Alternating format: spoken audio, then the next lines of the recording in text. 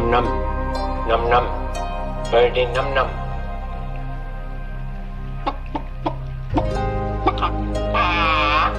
When I have understanding of computers, I shall be the supreme being. God isn't interested in technology.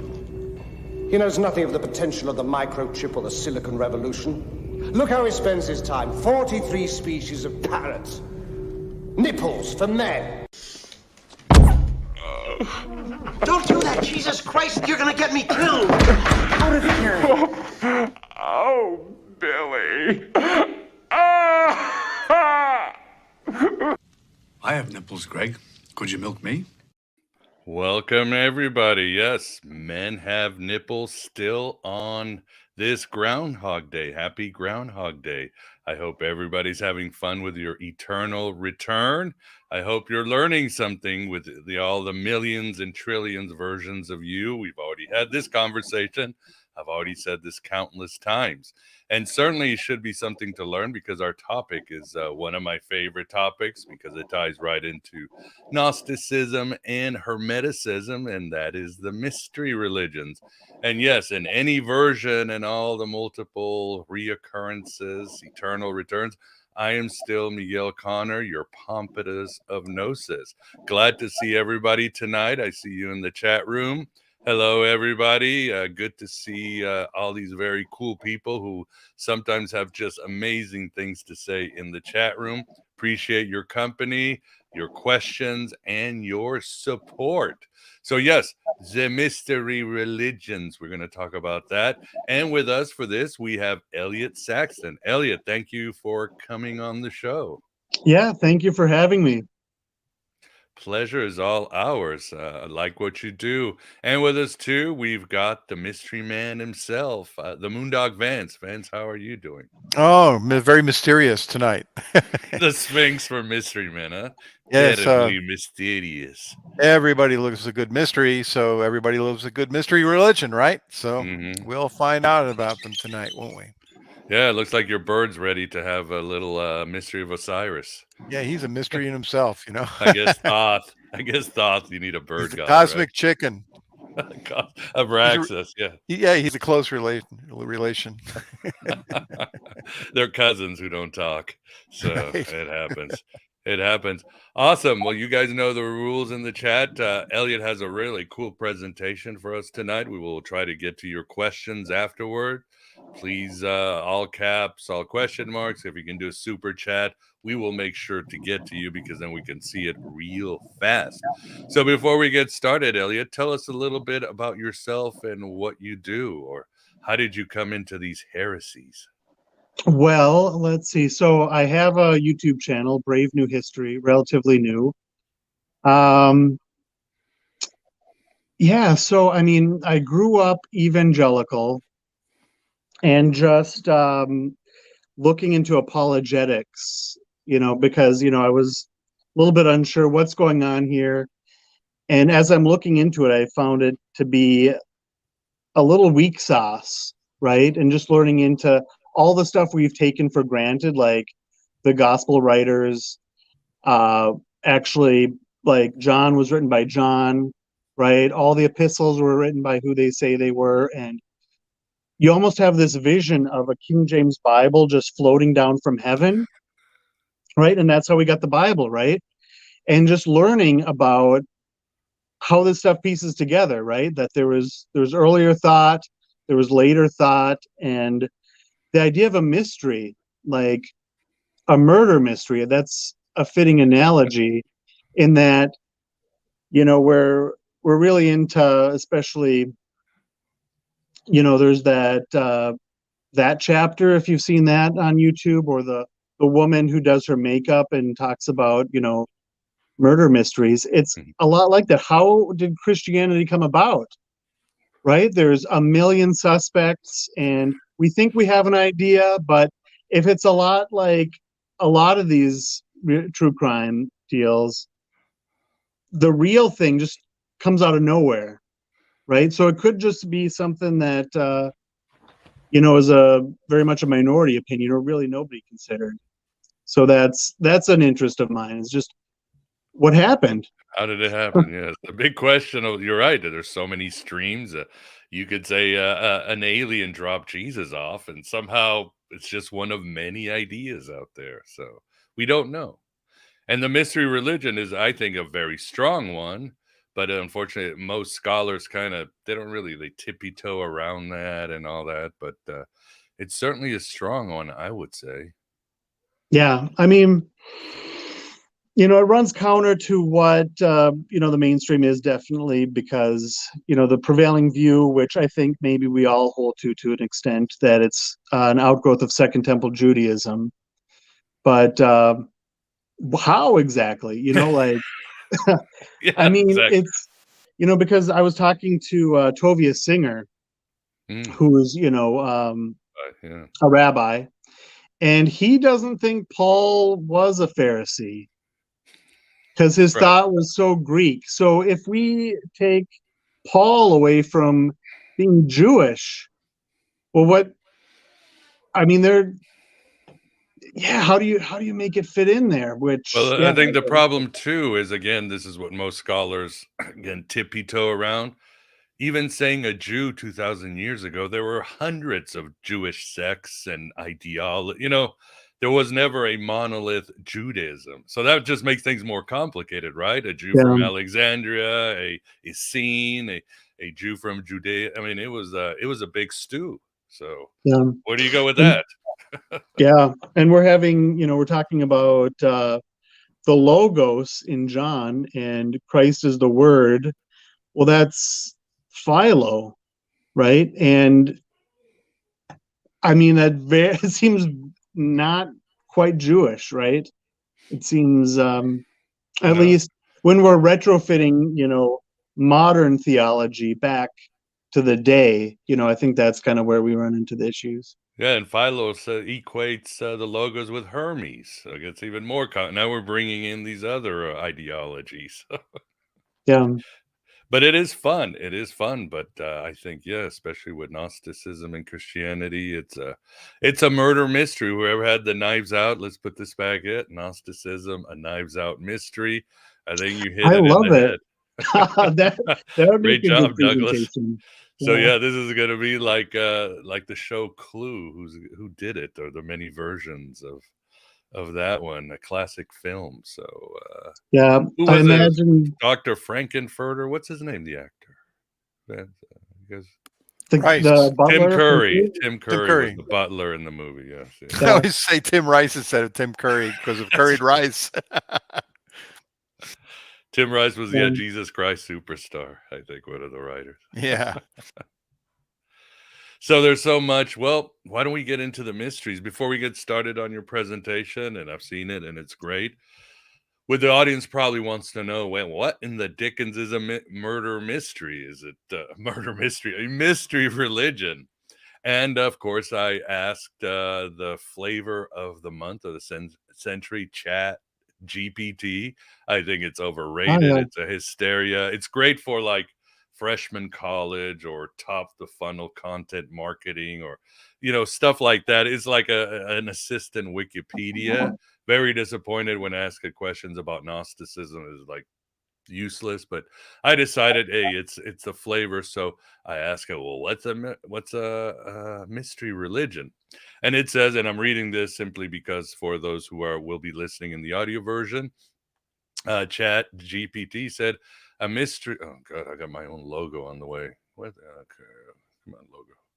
People can't read. I can't read. Where's the logo? All right. The logos is gone.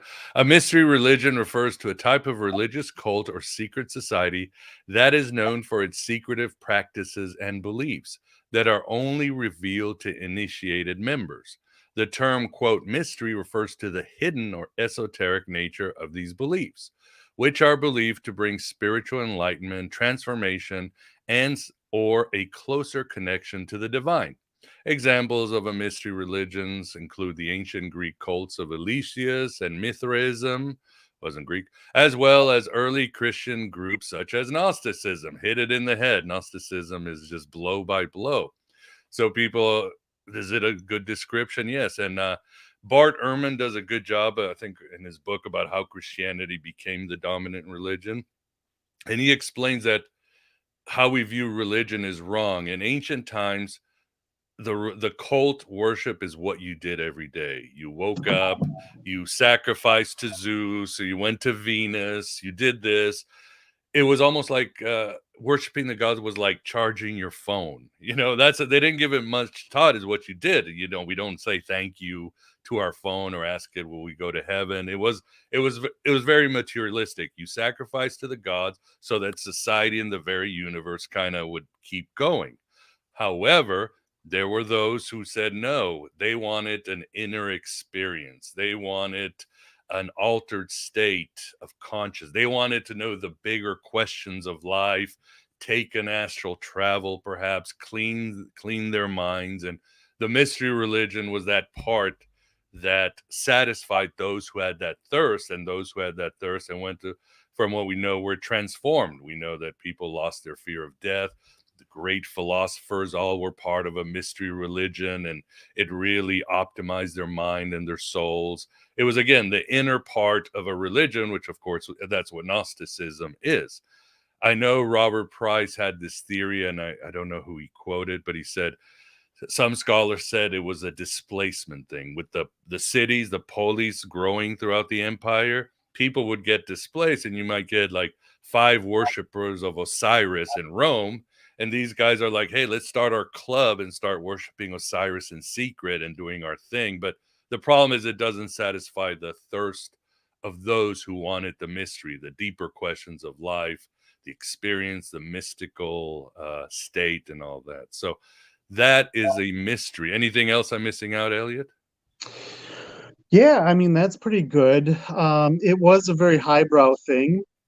So there's a country club aspect to it, like you're a fancy pants if you belong to this. Oh, I thought like slaves and women could attend, like the Eleusinian mysteries. I mean, that could well be. I mean, in as a general rule, they cost a lot of money to belong. Yeah, because somebody had to pay for these special effects and masks and big temples underneath the ground. And yeah, and if I'm by no means an expert, but I think the Eleusinian mysteries were kind of meant for everybody to join. Mm-hmm. Yeah, and even another mistake many make is people say the cult of Mithras was only for Roman soldiers, and that's Porphyry says, and other philosophers say that women would join. In fact, the cult of Mithras had a order of the hyena, which was for the female initiates for Mithras. So I think that's what's very interesting too. So that's one of the misconceptions that we have. And again, Gnosticism is very mystery religion. I've got just a couple examples, and then we'll get to your presentation. And a lot of this is, again, at the Virtual Alexandria Academy. I talk about all these Gnostic sects, what they were doing, what their inner rituals were, and so forth, and how they were very much the mystery religions, their magic, and all that. But for example, Hippolytus and Refutation of All Heresies, he says the Gnostic Nascenes, the serpent worshippers, are a dead ringer to the Eleusinian mysteries. So that's interesting because he wrote down in this massive book, he broke down the Nicene rituals from beginning to end, how they would go through these astral travels. So I think that's it. And of course, again, Hippolytus, a church father, grain of salt. But his book talks about the Druids, the Brahmin. I mean, he's writing this giant encyclopedia, just decoding all these religions that are not Christianity. Then you've got Celsus in his famous argument against Origen, and he mentions that the Gnostic Ophite ritual is very similar to the mysteries of Mithras, which we have very little. And I think I misspelled Mithras over there, Mithras, but it's Mithras. So we have this vibe about the Gnostics being a mystery religion, and definitely the church fathers were definitely support this. So that's that. Harpocrates facepalm. Yeah, that is true. That is true. Misspelling Mithras. All right, awesome. Well, I think for the audience, I hope you guys know what is a mystery religion. I don't know if there are mystery religions today, because you agree, Elliot, they were very secretive. You would be killed. Somebody would send an assassin, and people really kept their mouths shut about the mechanics and exactly what was going on. It was a secret. It really was. Yeah. So, I mean, in regard to modern mystery religions, you almost wonder where to draw the line, right? So we could talk about fraternities and sororities, Very true. Freemasonry, which is strikingly similar to Mithraism, a lot of similarities to it. And then when you think about, we could think of Christianity a little bit in that there's some ritual involved, baptism, which maybe has some salvific power, but it's not like you're allowed to talk about it. So maybe in that respect, not so much. Yeah, initiatory, and I think you're going to make the case that there was a mystery religion that was hidden in plain sight for thousands of years. So yeah, go ahead and start the presentation. Take us away. All right, let's see, how do I get? Can we get the? Let's see. Add it to the stream. Do you see the way to change slides when you hover over it? Yeah. Okay, so you can do it. If not, I can do it. All right. We have another Elliott Saxton, probably a Fed or a Freemason spy, whatever. That's my guess too. Yeah. Yeah. All right. So right here, this image is Mithraeum.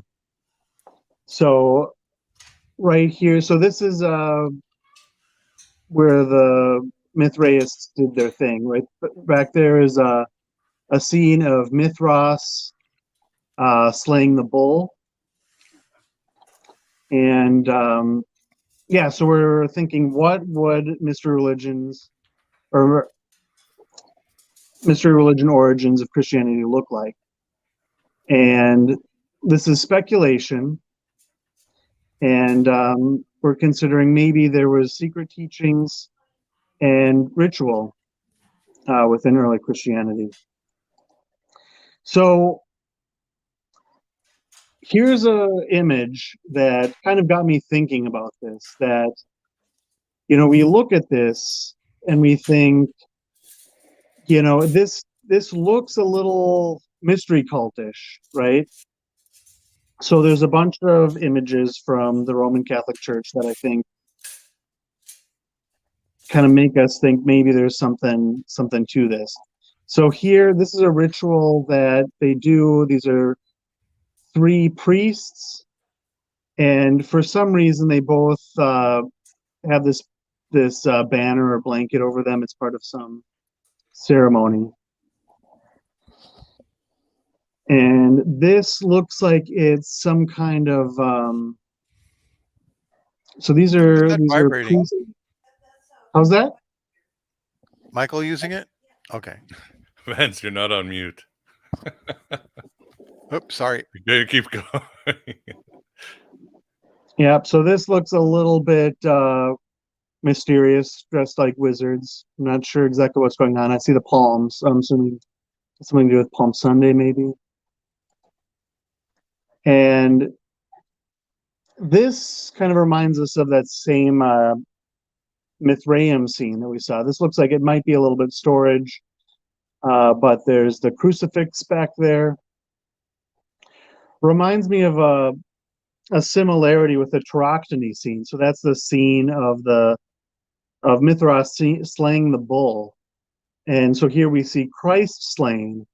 So maybe we're going all parallelomaniac here, but we might see a little bit of similarities with, we're at church, up in the front, we might see a crucifix, similar to, if we were in a Mithraeum, we would see a Tauroctony scene. Similar thing, altar in the middle. Right in the front there, we see incense. Presumably that's incense being burned. So it does look a bit mysterious, especially, if we're unfamiliar with, or not personally familiar with Catholicism. So there's a few reasons to think that Christianity may have mystery cult origins. So kind of as we alluded to beforehand, strong parallels to mystery cults. And the religious ethos at the time was there was a large influence of mystery cults. So it might be natural to think that there's some overlap with Christianity. Let's see, and then we'll go into textual references in the Bible that might allude to mystery cult origins, and then also with non-canonical texts. So here's a rundown of some similarities with the cult of Attis. We have him referred to as the good shepherd. We have Christ referred to as the good shepherd. Dies, rises, is deified. Our apologist friends might point out that not all of these had to do with dying and rising. Not all gods were dying and rising gods, and that's true. But there are a good number of examples that were. Mithras really isn't. So a lot of people claim that Mithraism has a dying and rising god. Not so much. Let's see. So during the festival of Attis, the high priest, he draws his own blood, and that's said to be in lieu of a human sacrifice, which we can see the parallels within Christianity. And then this piece right here, where Attis is slain, he's put on a tree and then in a tomb, and then as part of the ritual, they find it empty. And then that's when the celebration comes. They drink the wine and eat the bread, and then they're considered born again. And then also, we may be familiar, Dr. Martin Luther King Jr., he wrote a famous paper on this when he was in seminary. And if our viewers have time, they should take a look at that, where Dr. Martin Luther King Jr. goes in depth on the similarities with mystery cults. Yeah, he was obsessed with the comparative mythology, compared Mithras to Jesus. Obviously outdated, but yeah, I think given his druthers, I think he would have loved being more like Joseph Campbell and less like an activist if he'd had his way.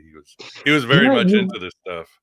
Yeah, you wonder if somehow this informed his activism, right? That we see syncretism everywhere. We're all, maybe talking a little bit of the same language. You wonder if that influenced him. All right, and the text here maybe is a little bit small. So we have a reference to the high priest in Hebrews.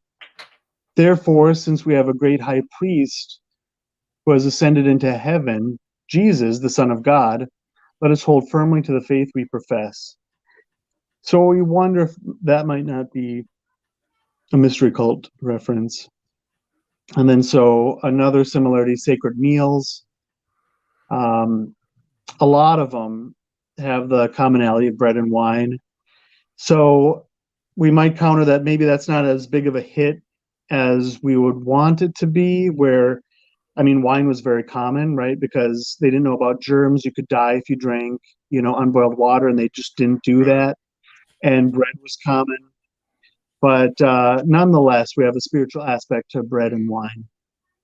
And then Tertullian, he has this quote here: "If my memory still serves me, Mithra there sets his mark on the foreheads of his soldiers, celebrates also the oblation of bread, and introduces the image of a resurrection, and before a sword wreathes a crown."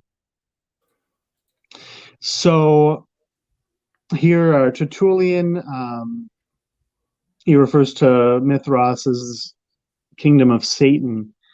And then also, I have that background image there because we speculate that the mark on the forehead might be a cross. And we're guessing that because crosses were very common within Mithraism, and especially with they have this lion-headed figure, and he's often depicted as standing on a globe with a cross around it.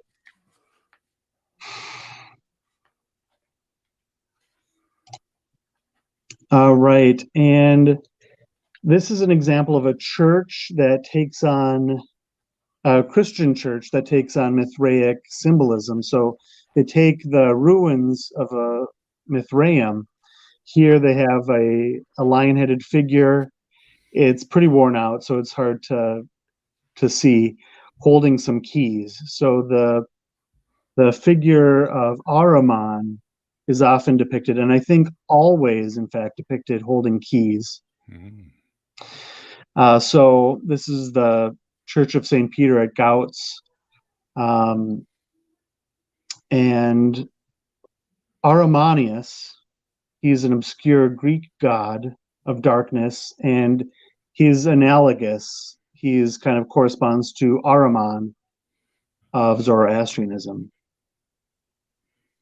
And we might wonder, does Ahriman appear in Christianity? Right? And yeah, in fact, he does. So here he is, depicted as being wrapped around a serpent, or the lion-headed figure has a serpent wrapped around him. It might allude to the eons, long passing of time, circular. And then the lion head, something to do with danger. You'll see that key that he's holding in the enlarged picture. And he might be analogous to St. Peter, as, you know, in the previous slide. They just took it for granted. Yeah, we're looking at Peter here, right? So it's kind of funny that they're drawing the comparison unknowingly. And I wonder if this isn't the origin for the demiurge depicted as a lion-headed serpent with Ahrimanius here. Definitely possible, yeah. The other candidate is of the Egyptian Charnubis, the god of the 13th decan. Yeah. Yeah, well, here, let's go back to this. Yeah, you know, I wonder if it's not syncretistic, like we're dealing with Jungian forms, and we're thinking about, okay, a god that's not the best. You know, we have two dangerous symbols, right? The serpent and a lion. Maybe we're going to equate the two, so maybe they can kind of arise independently. Yeah, for sure. All right, so the example of where we see this in Christianity, the Apocryphon of John. So we might remember this if we're, you know, into Gnosticism. I know when I read through it, it totally, went over my head. But then I go back and I'm thinking, what's Ahrimanius? Does that name mean anything? Because it's weird, like when we're name dropping, it often means something, right? Right. And so we'll just read it here. And it happened one day when John, the brother of James, who are the sons of Zebedee, which is another thing, because who the heck is Zebedee? I wonder if there's not something there. They're also referred to as the sons of thunder. Right. I can't put it together what that means, but maybe one of our viewers can come up with an answer to that. I've always wondered. And had come up to the temple that a Pharisee named Ahrimanius approached him and said to him, "Where is your master whom you followed?" And he said to him, "He has gone to the place from which he came." And the Pharisee said to him, "With deception did this Nazarene deceive you all? And he filled your ears with lies and closed your hearts and turned you from the traditions of your fathers." So there's a number of things we can take away from this. Is maybe it seems maybe anti-apocalyptic, where, you know, Christ came and went, you know, what happened, right? So it kind of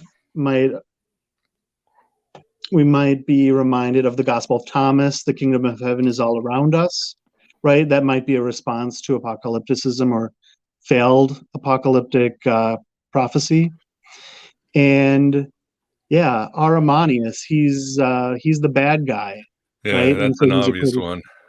yeah, and yeah, he's a Pharisee, so they're kind of equating the two. Yeah, and for the audience, then John goes crying all butthurt to a cave, and Jesus shows up in all these forms: a woman, a man, a child. This sort Yeah, of like pyrotechnic show, and then he shows up like a guy, and he's like, "Hey, everything's all right, man," and then he gives him this insane story about the aeons and Sophia and everything else. yeah, and no, it is wild. And how the Nag Hammadi text fits together. That portion reminds us of Thunder Perfect Mind a little bit, right? Where I'm this, I'm that, I'm the polar opposites together, and we're wondering, are they really opposite, right? We can think of these things together, right? And yeah, I mean, that's a good allusion to the pyrotechnic show, because we're wondering, why is it called Thunder Perfect Mind? There it Yeah, is, well, right? I mean, obviously, yeah, when the Hellenistic world, when a god showed up, it doesn't matter if it was Jesus or Venus, it was your sanity would crack. It was basically you either break or bend. It was like so Yeah, like seeing Elvis or something. yeah. So we have the Apocryphon of John. This is early, 85 to 90 AD. And it's mentioned by Irenaeus. So it would have to be, before Against Heresies was written. So couldn't possibly be later than that because it existed before. And we might have, according to John D. Turner, this might be pre-Sethian, what he referred to as Barbelloite tradition, right? So we have this Jewish tradition where we might be familiar with wisdom and Proverbs being anthropomorphized as a woman. And just as we look and see Christophany in the Old Testament, they may have seen, Sophiafri, if I'm just making up the word, but they might have seen Sophia in the Old Testament in Proverbs, and that's where we get the idea of Barbello, perhaps. Yeah, and I think Stephen Davis, he writes that, you have the Christian part as bookends, and then Jesus shows up and kind of talks to John, but you could take all of that out and you would have a completely Jewish, non-Jewish, non-Christian text with the aeons and all that and the flood story. So he thinks it could have been a Christian that adopted these mystic Jewish stories or cosmologies or whatever. That's another theory. Yeah, so we're thinking, like, according to that, there was Christianity totally separate from Judaism, and then they just kind of adopted it. Yeah, there was these Sethians, and they were non-Christian, and Christianity adopted the Apocryphon of John and added Jesus and John to different parts. Yeah, as religions do, they're very synchronistic, right? Yeah. So just like the whole messianism, that's very, like, the Zoroastrians had it first, right? So just as the Messiah is supposed to descend from David, the Zoroastrian Messiah is supposed to descend from Zoroaster, right? And he's going to come to judge the living and the dead, right? He's going to bring out the end of the world. That sounds very Christian. So it's almost like Judaism has Zoroastrianism, and then Christianity added a little bit more of Zoroastrianism, and that's how they got the other aspects of it. Exactly. Yeah. Again, many streams, many ideologies. All religions were fluid and fragmented. There's no, yeah. And when in doubt, just go Jungian. Go with the collective unconscious and wash your hands. Yeah. No, that's a good description of kind of what I do. It's almost like Jurassic Park, how they fill in the DNA with Right. frog blood or frog DNA. That's, you just fill in Jung with the gaps, Yeah, right? yeah, And it all yeah, yeah. makes sense. The world of symbols and archetypes came in. So here we have a verse in Romans, and for me, this is among the weakest examples of mystery religion in Christianity, but I'm struck by how the reading of this fits better under, or at least from my perspective, under a mystery school understanding rather than Orthodox Christianity. So I'll read this here. For if we have been united with him in a death like this, or death like his, we will certainly be united with him in a resurrection like his. For we know that our old self was crucified with him, so that the body ruled by sin might be done away with, and we should no longer be slaves to sin, because anyone who has died has been set free from sin. So, a few things that stand out to me, because anyone who has died has been set free from sin. That's not really the whole, I don't know, I thought sin was death, that if you're dead, you're not free from sin. And then we're united in a death like his, that almost, we could do some eisegesis in this, right? And say, maybe we're reenacting the death of Christ as a ritual, right? That we're united with him in death and also resurrection, right? So we could think of us going through a mystery school play, right, as the initiation. Yeah, agreed. Paul definitely has all the hints and underpinnings of a mystery religion when obviously he's writing letters. Obviously he has to be secretive. We don't know what the exact rituals they were doing in truth, but there's smoke, there must be some fire somewhere.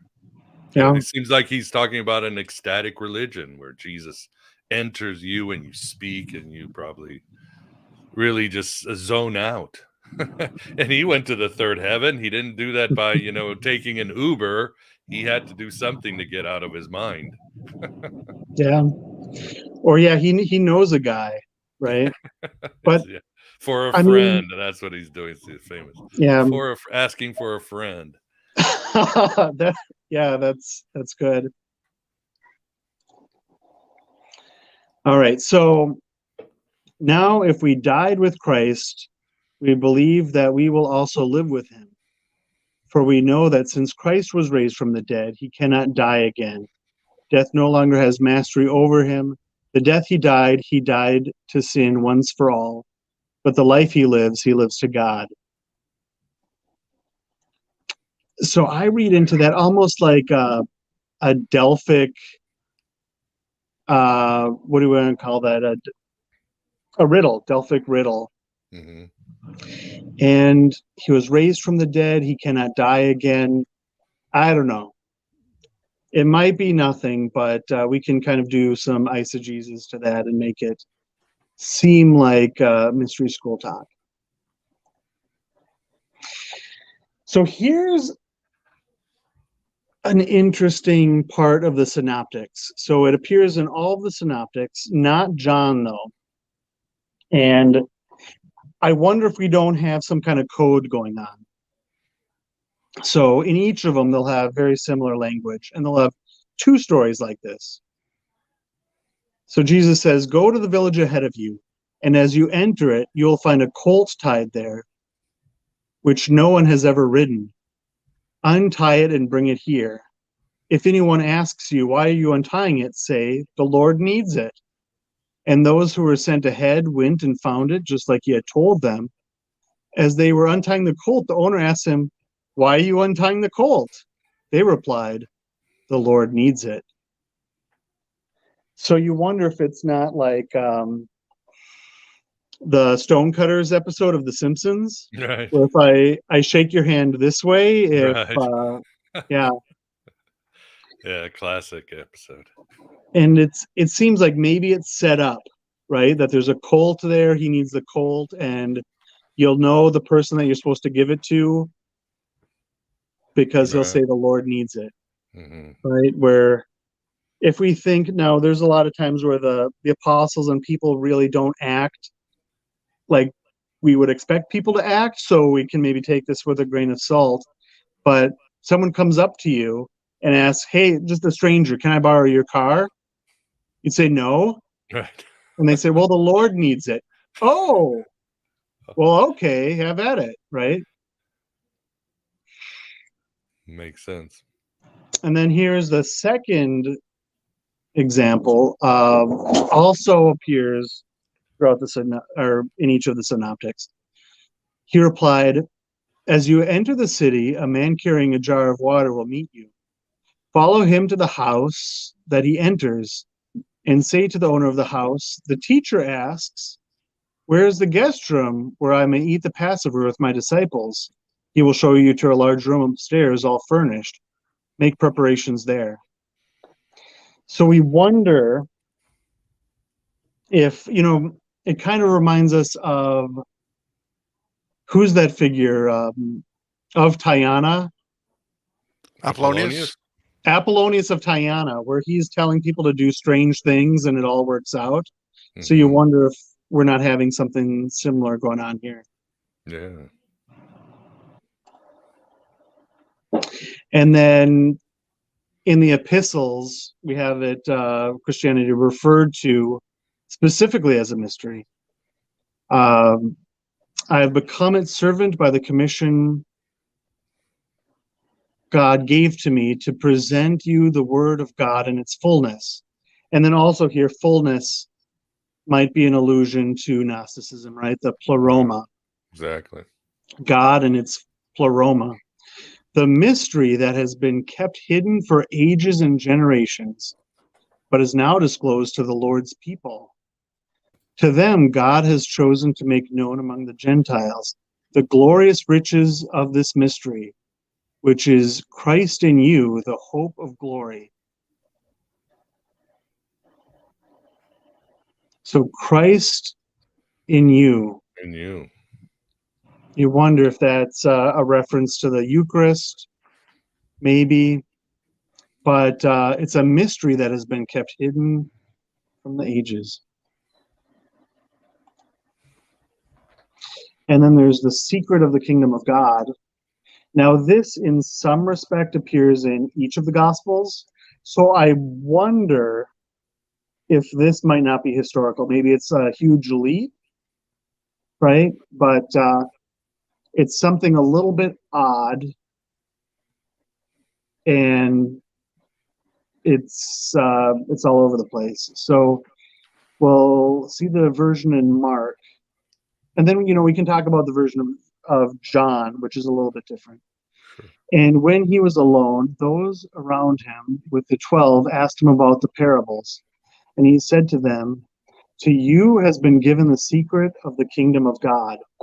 But for those outside, everything is in parables, so that they may indeed see but not perceive, and may indeed hear but not understand, lest they should turn and be forgiven.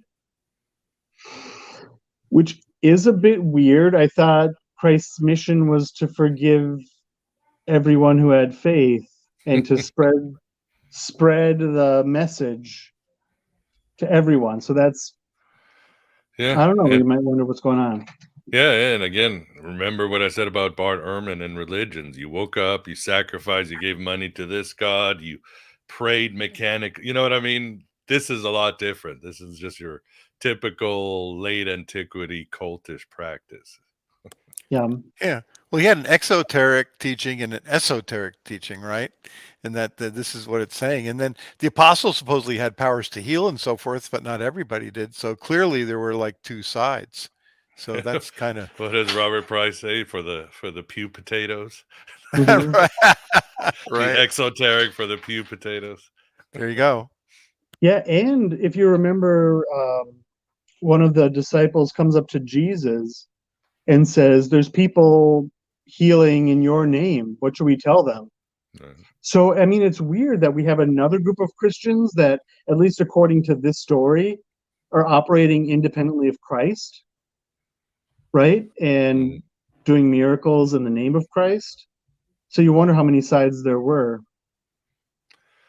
Well, as many have said today, there were these wandering spiritual freelancers or entrepreneurs or magicians. You talk Apollonius, Jesus, Simon Magus, Paul. You know what I mean? I think there were these guru, and Egypt had all these Egyptian priests that were looking for work. So it was there. It was the gig economy of those days. If people needed consultants. yeah. So you spread these ancient mysteries that were kind of dying away. There were, There was the Yeah. Jews versus Gentiles too. Jesus at first his message was only for the Jews and not for the Gentiles, and then that seemed to change. All right, so here's the version in John. He has blinded their eyes and hardened their heart, lest they see with their eyes and understand with their heart and turn, and I would heal them. Which is weird. So he's setting it up so that he doesn't heal them. There's some kind of mystery, right? So we wonder, yeah, like you said, if there's not a teaching that's inside and a teaching that's outside, right? And the parables are something maybe connected to what's being taught inside, but it's not what's being taught inside. It's like a paywall, right? Yeah, you got to have a Stripe account to get those mysteries. Huh?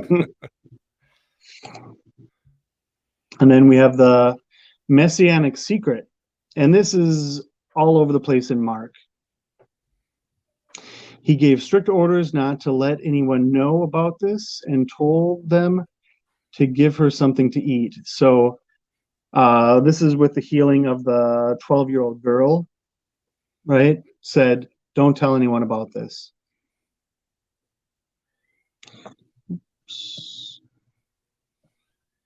All right, there we are.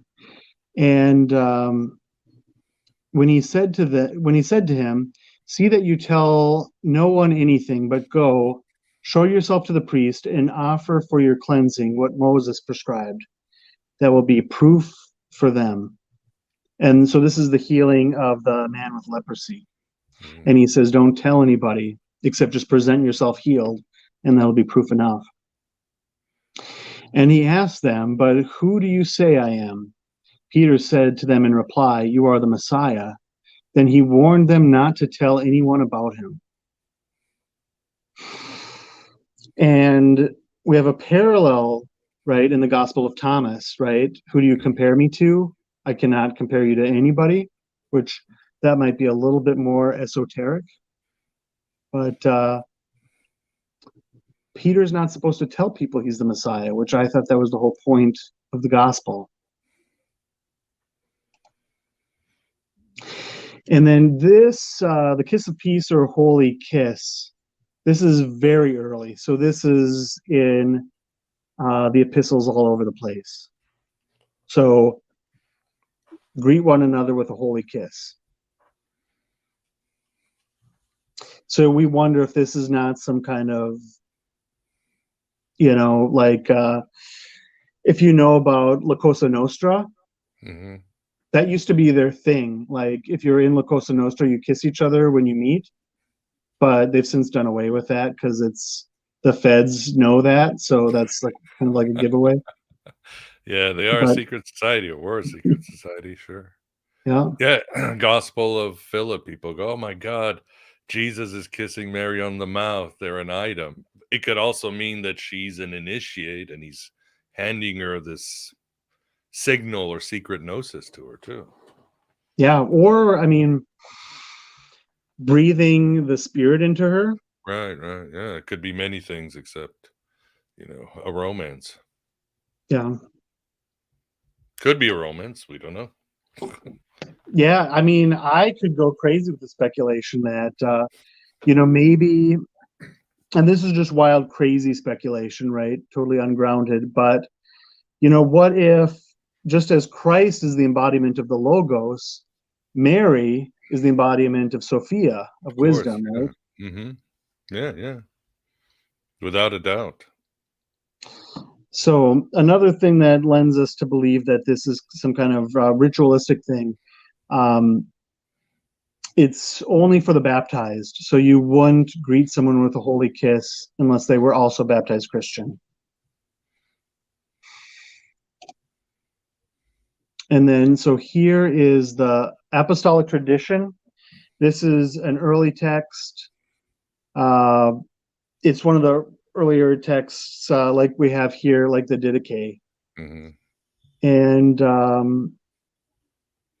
the title seems to be in the last page of one of the texts that survive.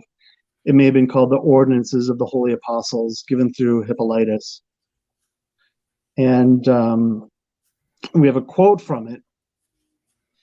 And when the catechumens, and that means initiate. So a catechumen is someone who is hopeful to becoming a Christian, to be initiated into Christianity. Finish their prayers.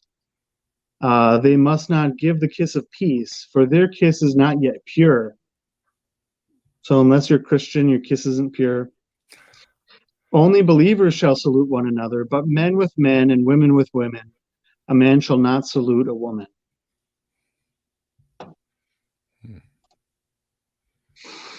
And we also have some other references in the apostolic tradition.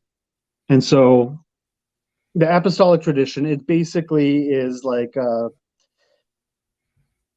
it's describing the rituals of the church, like how to do your baptisms, how to, make priests, right? We're doing some laying out of hands. This is a mystery here. Yet, if there is any other thing that ought to be told to converts, let the bishop impart it to them privately after their baptisms. Let not unbelievers know it until they are baptized. This is the white stone of which John said, there is upon it a new name written, which no one knoweth, but he that receiveth the stone. What is even going on here, right? So there's a new name written on a stone, and nobody knows it except for he that receives it. So this is an allusion to Revelation. Whoever has ears, let them hear what the Spirit says to the churches. To the one who is victorious, I will give some of the hidden manna.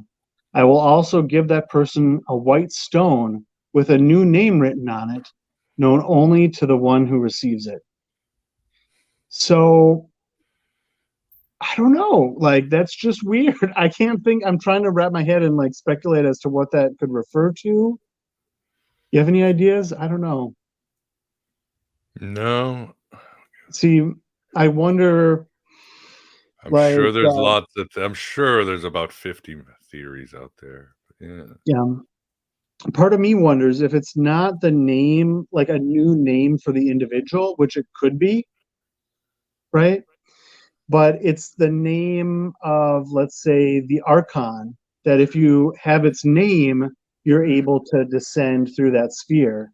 That's a good one. Yeah, that's definitely possible. Yeah, that's why they carried these things.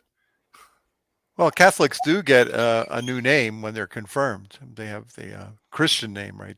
Or whatever you call it, the confirmed name.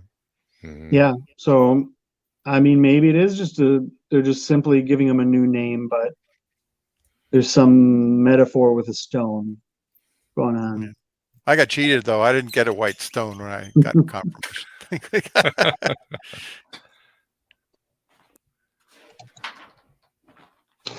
So here's the gist of the initiation. I mean, that's my word that I'm putting on this, but this is how you essentially become a Christian. Like you become a member of the congregation according to this tradition. So the catechumate, which is somebody that's looking to join, right? And I think in some churches that term is still used. There's intense instruction, into Christianity and how it works. And it's supposed to last for, I think they recommend 3 years, but it can be sooner. And we might draw a parallel to the mystery cults where there's a long period of, testing before you're initiated. Mhm. And just like fraternities, right? There's like a pledging period. Yeah, Right. yeah. Preparation, yeah. Probably fasting, all that, yeah. Yeah, well, they call it catechism now in the Roman Catholic Church. Yeah. And you're learning, like they'll ask you a question and then you answer it with the ritualistic response, or right. what do you want? Like a pre-written response. And nuns with rulers. Yeah. You get slammed if you don't answer it correctly. Yeah, I mean that almost seems a little bit I don't know. The nun is going to slap you if you get it wrong. It's high stakes. They didn't do that when I was in catechism, so I'm only kidding. Yeah. Okay, good. And so another kind of weird feature that is different from today: daily exorcism.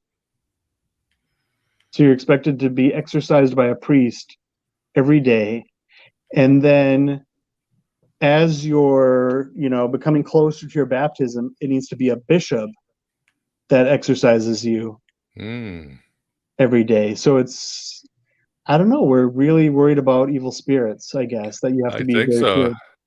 It definitely should be brought back. I mean, as we've talked on the show in metaphysics, those archons or Wetiko mind parasite, they're inside of you. They're like parasites, so it's a daily thing. You got to get them out of there. At least make the ritual, the exercise that to strengthen your mind and your heart to go out to the day and do your best. So yeah, and they were smarter. Yeah, they knew what they were doing.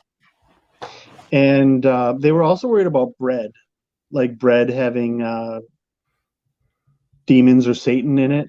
So they would always want to exorcise the bread or bless the bread before they ate it, even like just during regular meals.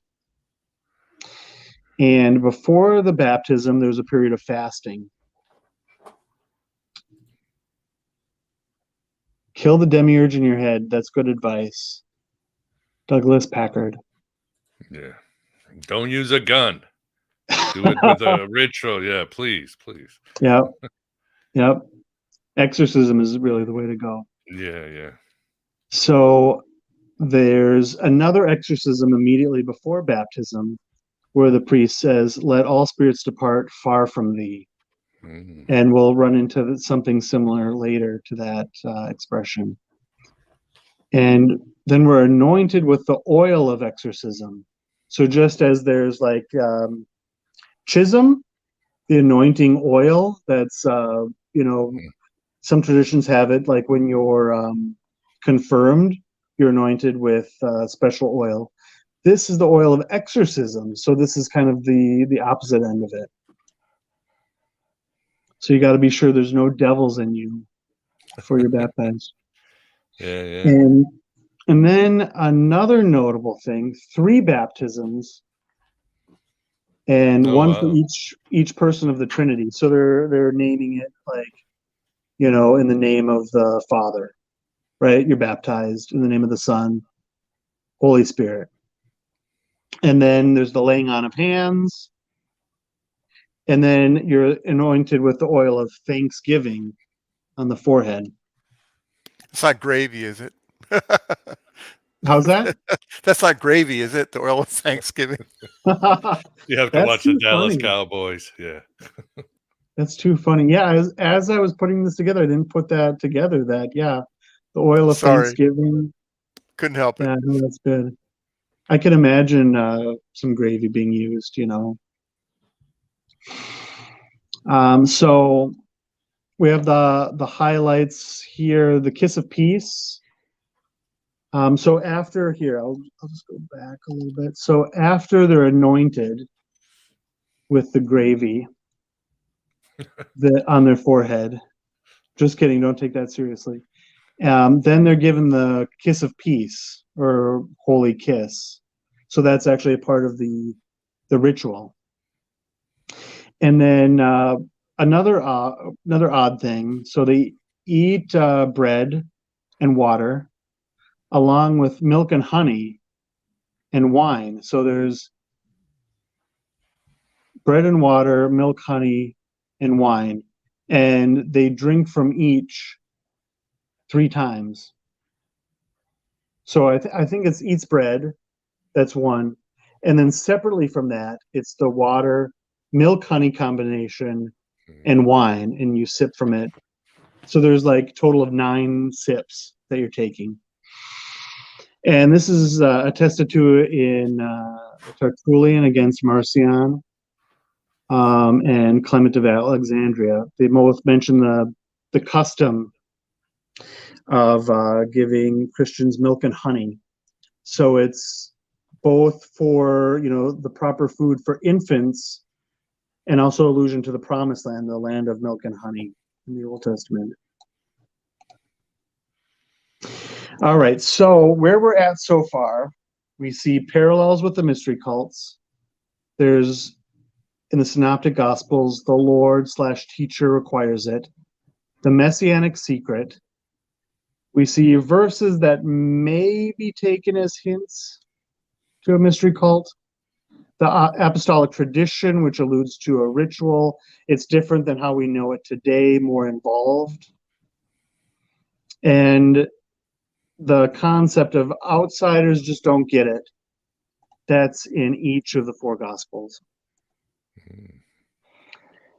So there's the Book of Jude. So this is a Nag Hammadi text. It's also called the... How's that? No, it's actually outside. It's not found in the Nag Hammadi library. It was discovered in the 19th century. You know think what? It's part of Askew or yeah. You know what? And actually, I say that in my next slide, but so yeah, it's not Nag Hammadi. I'm conflating it with the rest of them, but yeah, I go into that. It's so this is very much an initiation ritual, and then there's a lot of similarities with the apostolic tradition, and preceded by fasting, just as we saw. And then here's an interesting thing: crucifying the world, which saves from the archons of this eon. Mm-hmm. Now, if that's not Gnostic, right? And we're crucifying the world, so it's kind of flipped on its head. So we have this quote from the Book of Jude.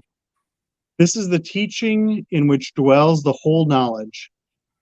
The living Jesus answered and said to his disciples, "Blessed is he who has crucified the world, and who has not the world to crucify him." So we wonder if, this is a bit of speculation, if being crucified by the world is the outside, the exoteric understanding, and crucifying the world is the esoteric understanding, right? I like that, yeah. Yeah, for the audience, again, the Virtual Alexandria Academy, I have a lesson on that, almost an hour, and it's a monster. It's a big one, and you're right. It tells you the preparation, the plans, who some say could be psychoactive. I mean, if you put them together, that's a good what to do, don't eat, and then all these levels that you will go once you do the ritual and meet this archon and that archon and hundreds of. I mean, it's pretty detailed, this work. It's fascinating once you get into it. Yeah, that's interesting. I hadn't thought of that. If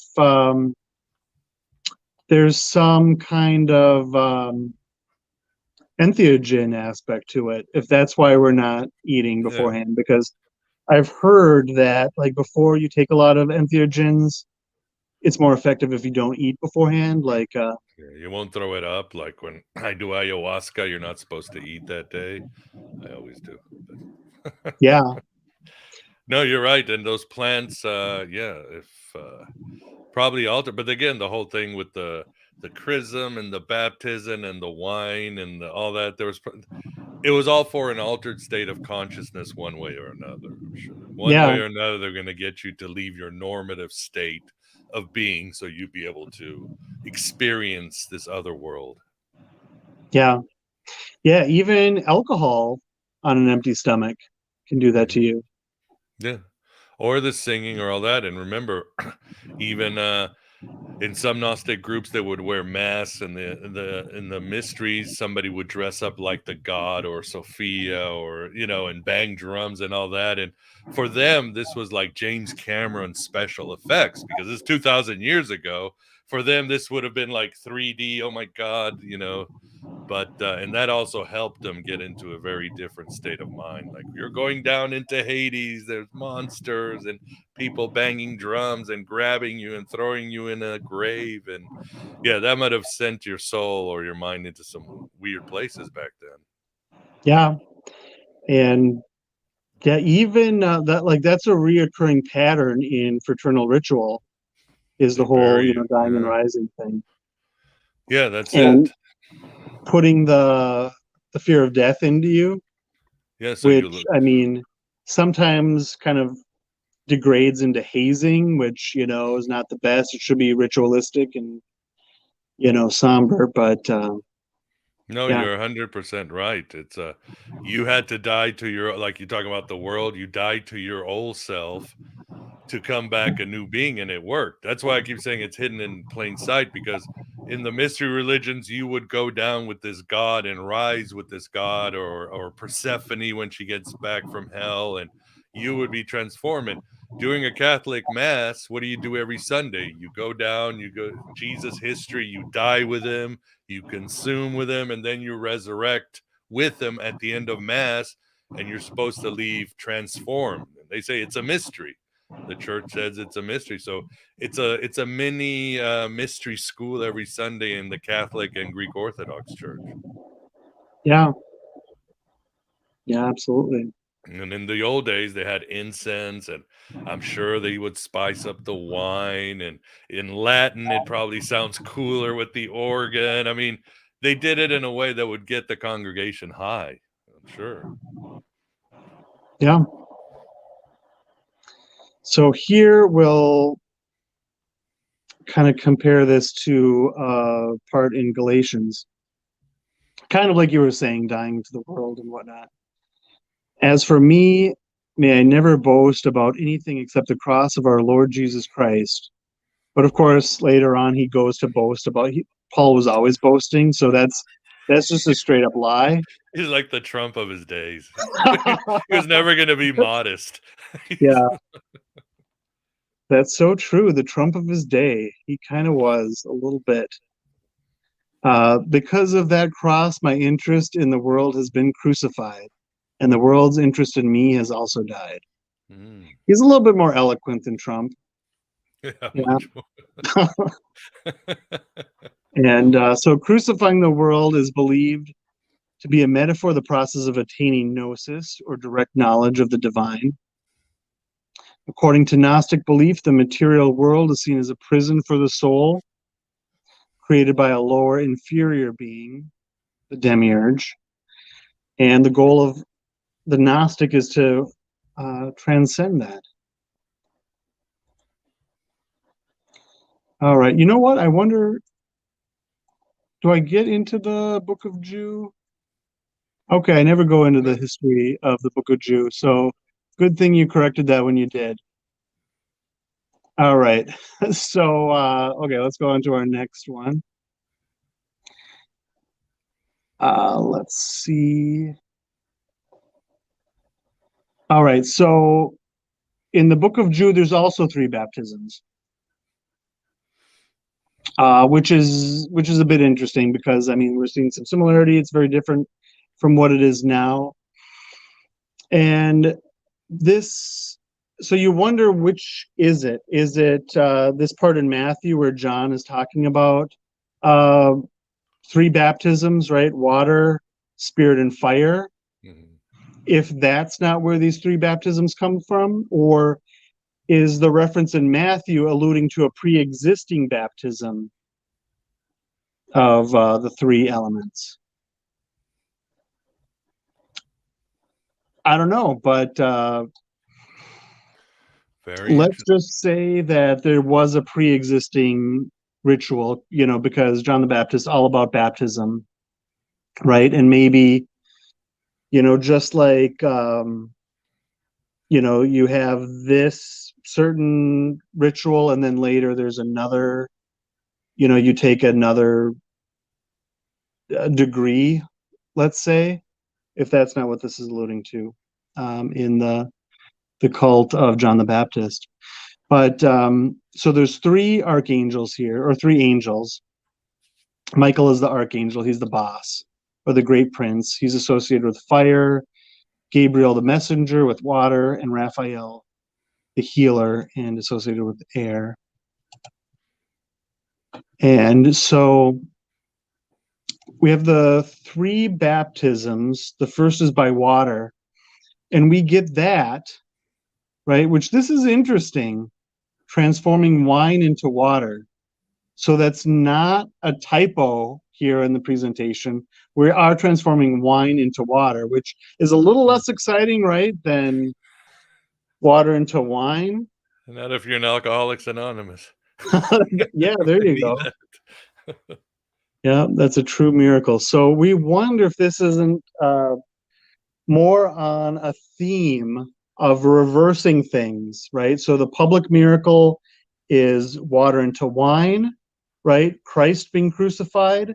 And now we have wine into water, and we're crucifying the world, if that's not the esoteric teaching, which we could speculate. And then the fire here is with incense, the baptism of fire.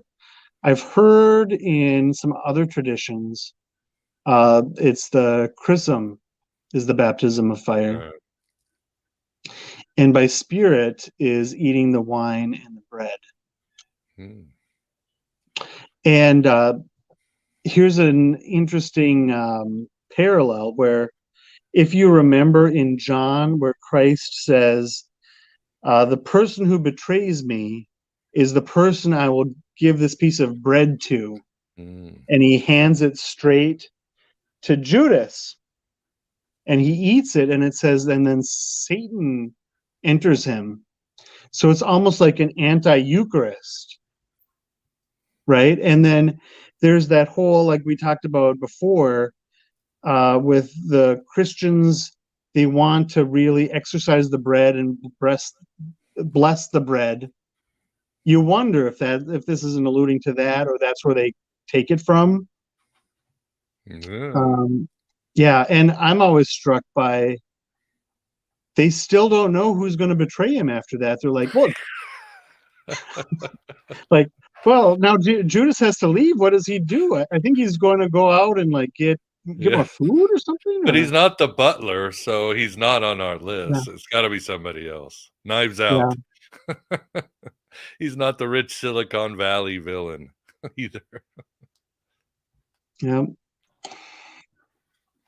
All right. And so here, so as maybe you've found, is the Book of Jude is kind of hard to get a picture of what the heck is going on here, which maybe is why you offer the course on it, right? Yeah, and even then, an hour course is okay. There's so much more.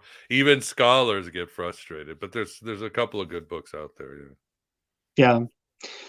So this is my take on because as I'm reading it, like, okay, there's this and this and this, and now having been given the mystery of the forgiveness of sins, and then I'm like, well, where did you do that, right? So somewhere before that was they've imparted the mystery of the forgiveness of sins. So we're going to have to look and see, where was that done? So my take on it is, the mysteries, the three baptisms, the prayer to the Father to take away sins, a prayer for the archons to withdraw. Then they're given the name and rank and the passwords that enable them to go through the spheres, which they call the Treasury of Light, which, and they're to become sons of the pleroma, sons of the fullness. So that's, to me, the core of the ritual. What do you think? No, that's it. Yeah. That's it. Yeah, we could break it down, but again, we could take a good hour. But for those interested, check out, there are some good resources books out on the Book of You, PDFs, scholarly PDFs you can get. Justin Sledge has a good YouTube show on the Book of Jew or You.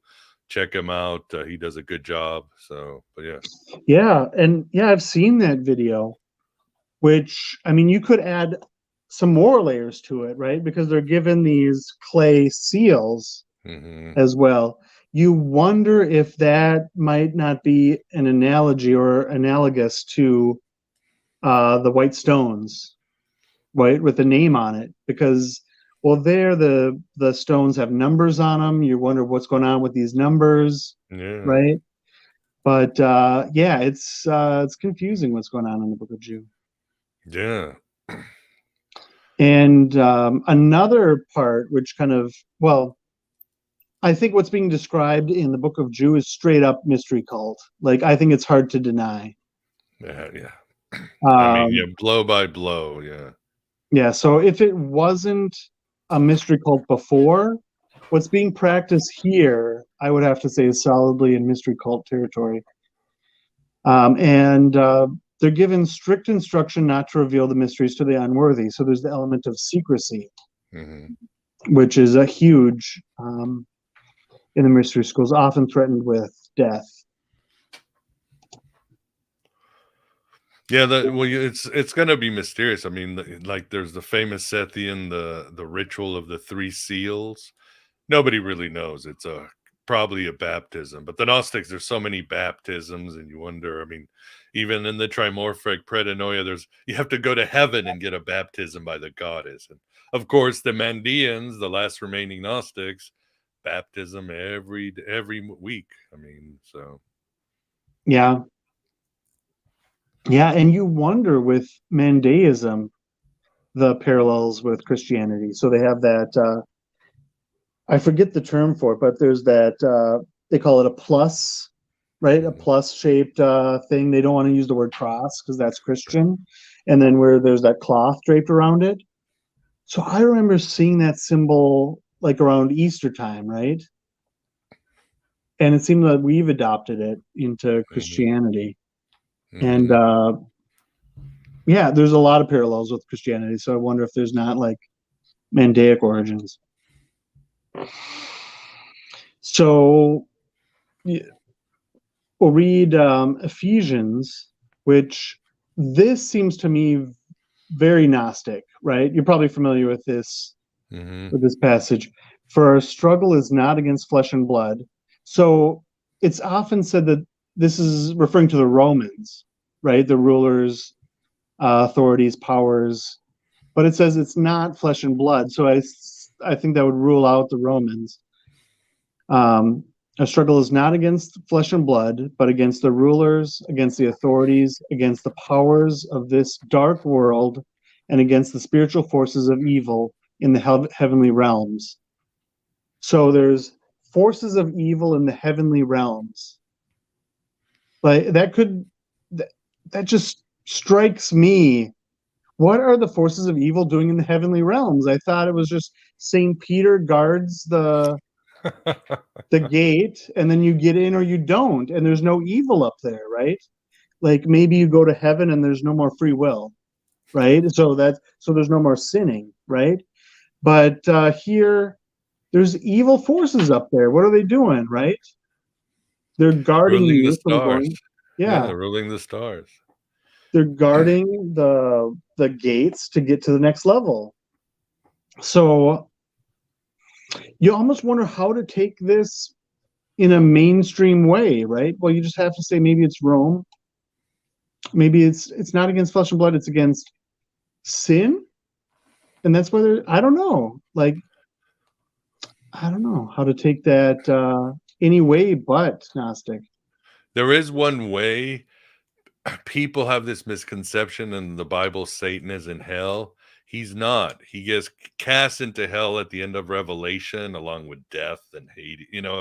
He gets burned. And then in Matthew, there's a fire prepared for Satan and his angels, meaning at the end of time. But Paul calls him the principality, power and principality of the air.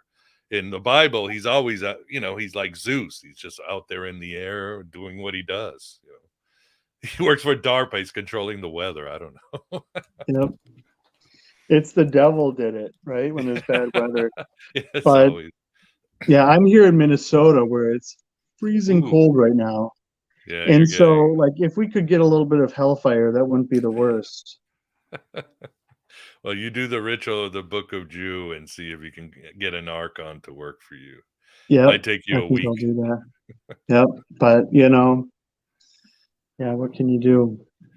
But yeah, I mean,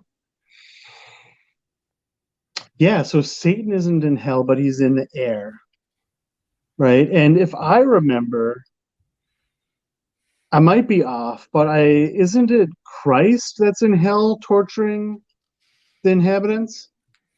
Hmm. Like, doesn't he have I remember an image of a wine press, like he's squeezing down and pressing everybody in a wine press.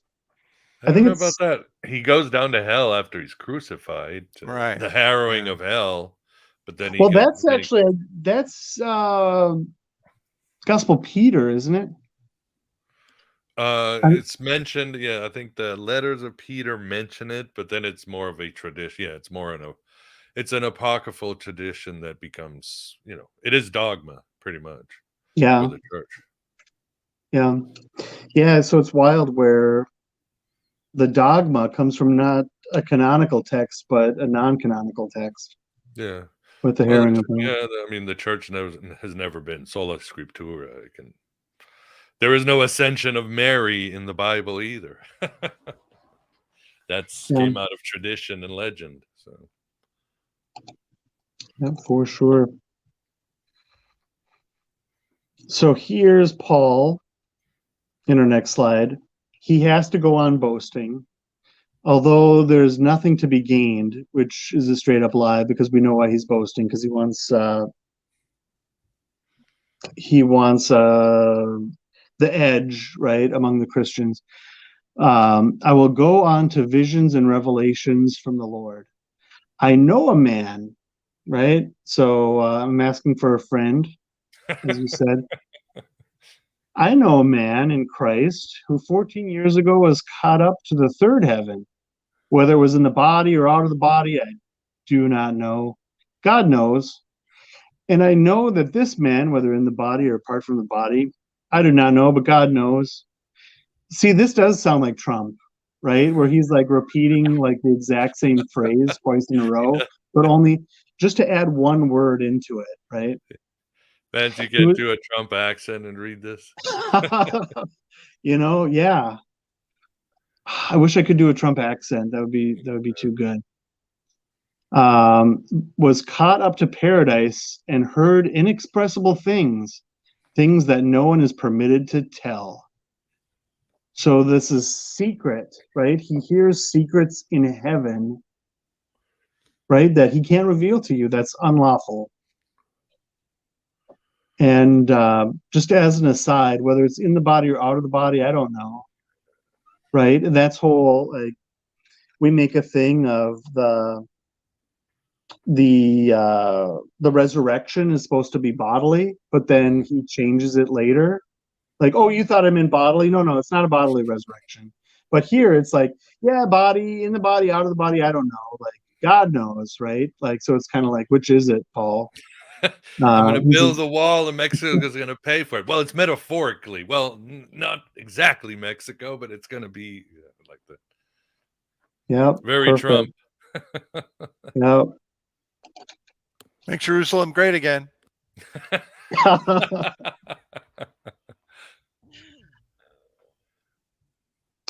So here's one point that kind of makes us wonder. So we see in Ephesians, there's this quote, and to be fair,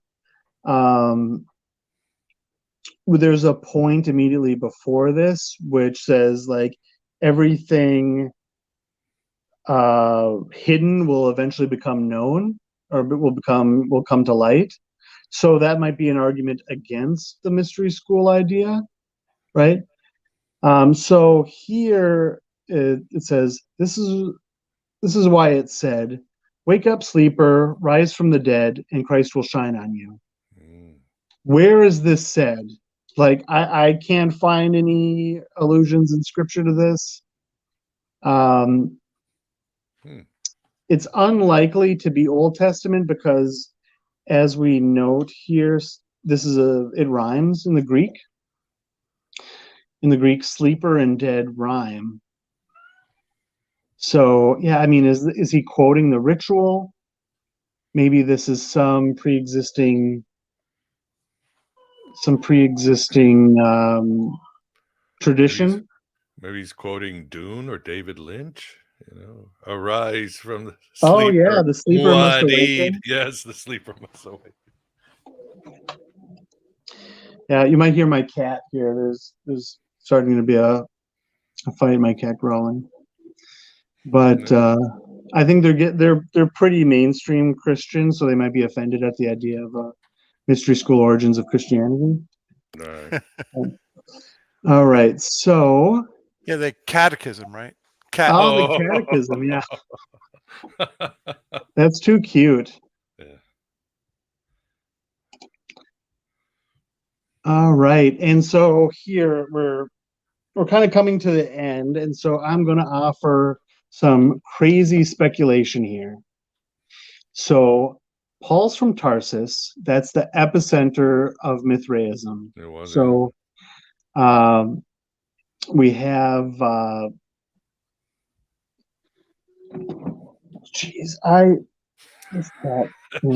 Elliott needs an exorcism. I know, right? It's the archons. They don't want this to get out, so they've possessed my cats. So I mean, I'm sure a lot of listeners can relate that their cats are probably possessed. No, I have. Yeah. So let's see. Okay, so Paul is from Tarsus, and kind of as we were talking about, entheogens in Christianity is plausible. And then we have this source here that kind of speculates that maybe it's plausible there are entheogens. Is that distracting? Can you guys hear that? No, you're fine. No, you're fine. Okay. Just cats. Yep. All right. They used to own the internet. They need to own it again for a better world.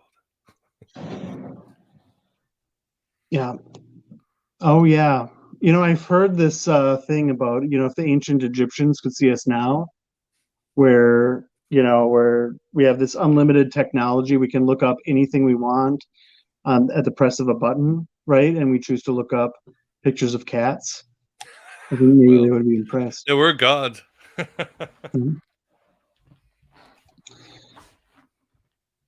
So we would think, maybe Paul is familiar with Judaism.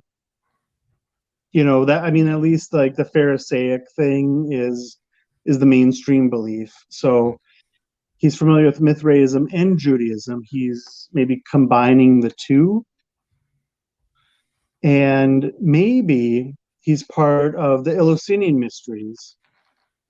And this vision that he gets, right, that's referred to in Acts, maybe that's not on the road to Damascus, or maybe it is, but the ritual is on the road to Damascus. Who knows, right? But this is a vision he has under entheogens, under mind-altering stuff. And so this inspires him to start a synchronistic cult, combining Mithraism, Judaism, and maybe a pre-existing Jesus movement. But that's wild speculation. Yeah. What's that? Why not? He did go to Arabia for 3 years, probably to be initiated and learn all about the drugs and all that. And he did fly the heavens like people in Gnosticism and the cult of Mithras. So yeah, it's all there. So yeah. But I should remind the viewers, which they probably already know, this is very much fringe, my speculation here. So what might it look like? Kind of as we've seen, or what might Christian mystery cult look like? Fasting, that seems to be a common element. Exorcism, I want to say 3 baptisms. We have a Eucharist, and then like we had in the book of Jude, secret knowledge, right? Maybe they're given the names of the archons and passwords to escape into the pleroma. And that is everything. So I'm thinking maybe we can go into comments and questions. Yeah, no, this has been great. Speculation. Vince, you want to handle some questions? I actually have a cat that needs to be let out, or Okay. he's going to leave a little baptism on my a little chrism there. Yeah, so I'll be right back. Yeah, take some questions. Okay. Whatever Vance wants to ask you. Yeah, there weren't a lot of questions. I think people were busy listening. Now we got another one that just popped up. But what, in your opinion, Unorthodox 33 wants to know, is the highest mystery Christ said? The highest mystery. Well, yeah.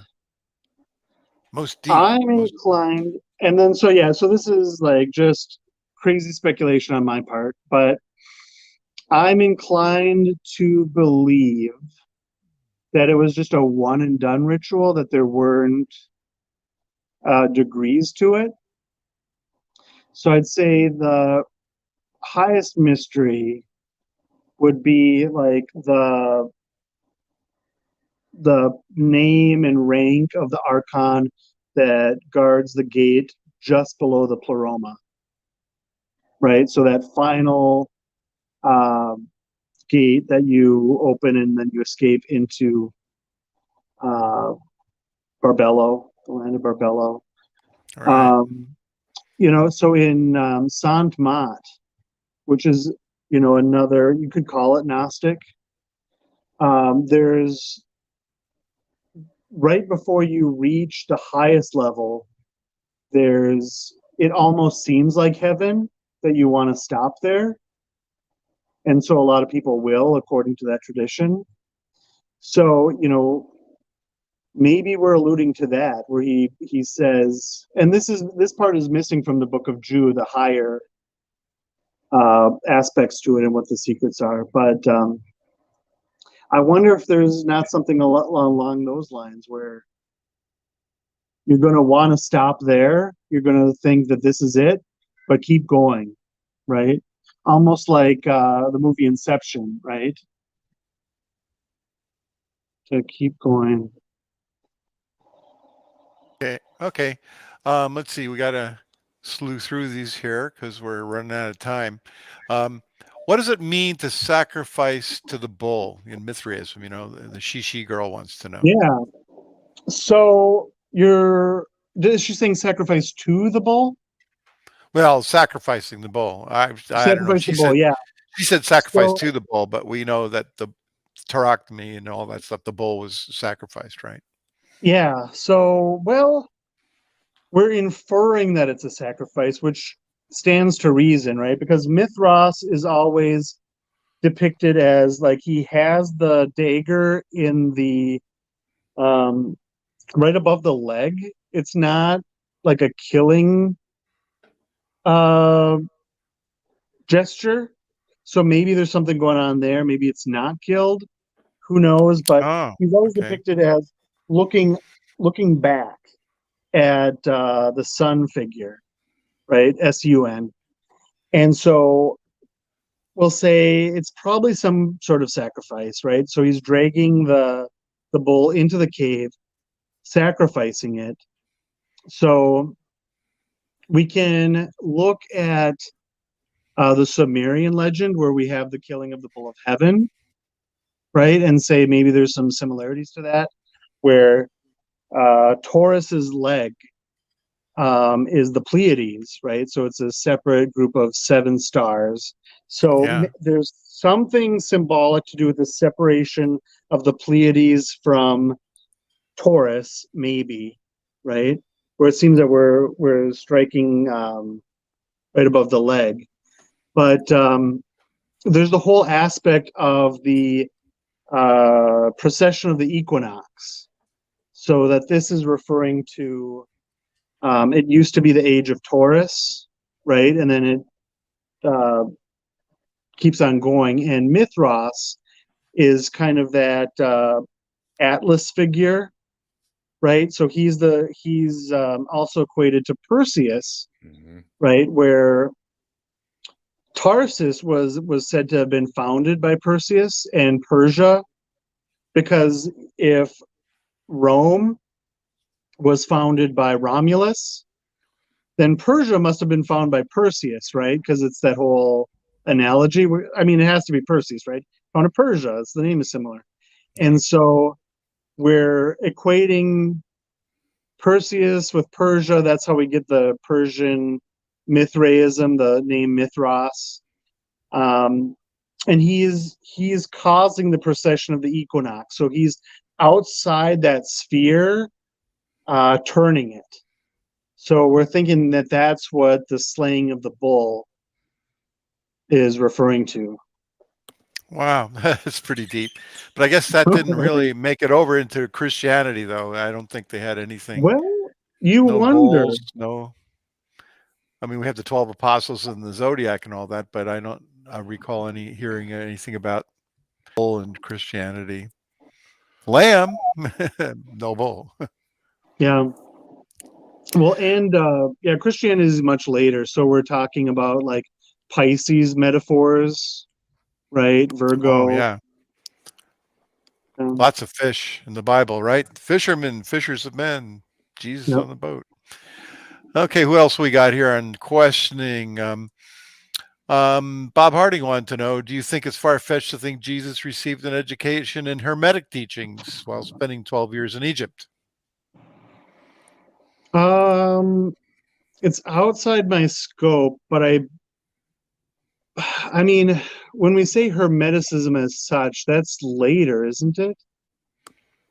Yeah, but I mean, depends. I mean, like maybe a proto-Hermeticism. So yeah, I mean, there is the tradition where he goes down to Egypt. I mean, you'd have to go to the Gnostic Gospels, obviously, where Jesus is just full on hermet, the stars and the fates and the inner archons, straight out of "and I am your psychopomp, and I'm going to teach you these mysteries and walk with me and meditate at this time." So yeah, in Gnosticism, he's full blown Hermetic, if you would, or Egyptian. But in the 4 Gospels, who knows? The Gospel of John has Egyptian influence, but.